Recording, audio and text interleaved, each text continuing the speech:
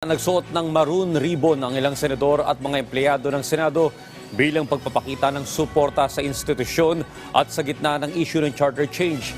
Nanawagan naman ng isang mambabatas na itigil na muna ang bangayan sa politika. Si Daniel Manalasta sa sentro ng Balita Live.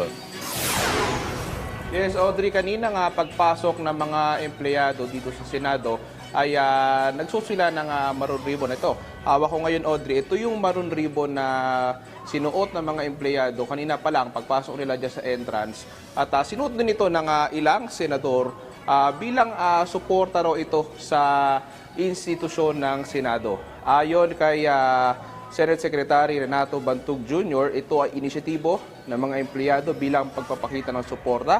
At kung bakit nga ba maroon, Audrey, yung kulay, ay dahil ito raw kasi yung kulay ng Senate flag.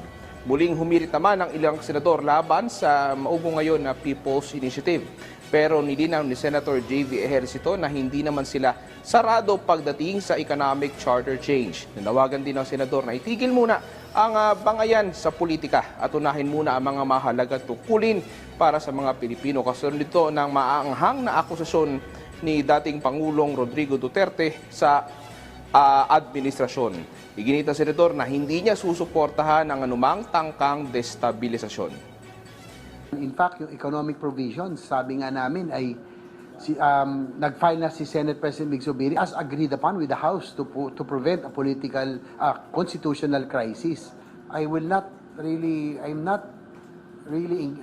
inclined to support any destabilization because as I mentioned, yung mga nangyari sa ating mga kudeta, matagal na recovery dito ng ating bansa. Mas marami pa tayong problema ngayon na dapat ayusin.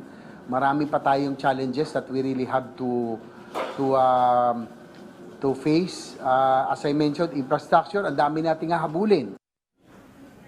Sa kabila, Audrey, na mga bangayan nga sa People's Initiative o sa Charter Change, ay tuloy pa rin naman ang trabaho ng mga senador. Kanina nagsagawa ng committee hearing ang komite ni Senator Sherwin Gatchalian at ngayong hapon inaasahan naman yung ilalabas na statement ni Senate President Juan Miguel Zubiri. Inaasahan din mamaya na magkakaroon ng caucus muli ang mga senador hinggil sa usapin ng People's Initiative. Audrey?